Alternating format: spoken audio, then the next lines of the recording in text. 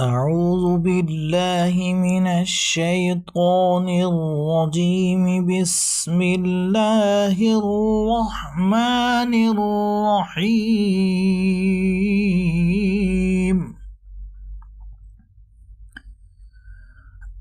أو كصيب من السماء فيه ظلمات ورعد وبرق يجعلون أصابعهم في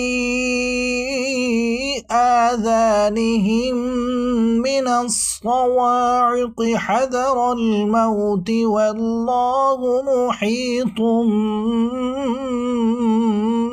بالكافرين. يكاد البرق يخطف أبصارهم كلما أضاء لهم مشوا فيه وإذا أظلم عليهم قاموا ولو شاء الله لذهب بسمعهم وأبصارهم إن الله على كل شيء قدير. يا أيها الناس اعبدوا ربكم الذي خلقكم والذين من قبلكم لعلكم تتقون. الذي جعل لكم الأرض فراشا والسماء بناء وأنزل من السماء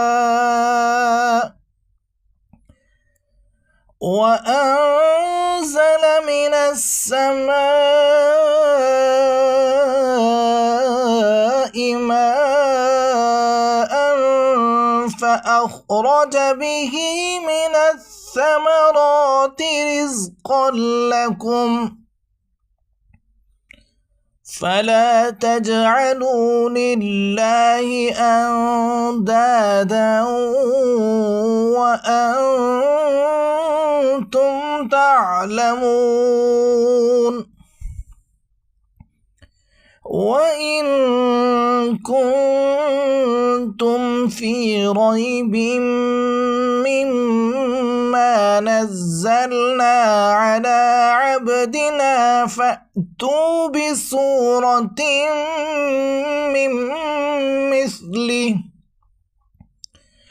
وادعوا شهداءكم من دون الله إن كنتم صادقين. فإن لم تفعلوا ولن تفعلوا فاتقوا النار التي وقودها الناس والحجارة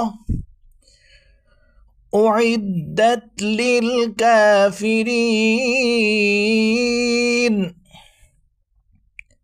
وبشر الذين آمنوا وعملوا الصالحات أن لهم جنات تجري من تحتها الأنهار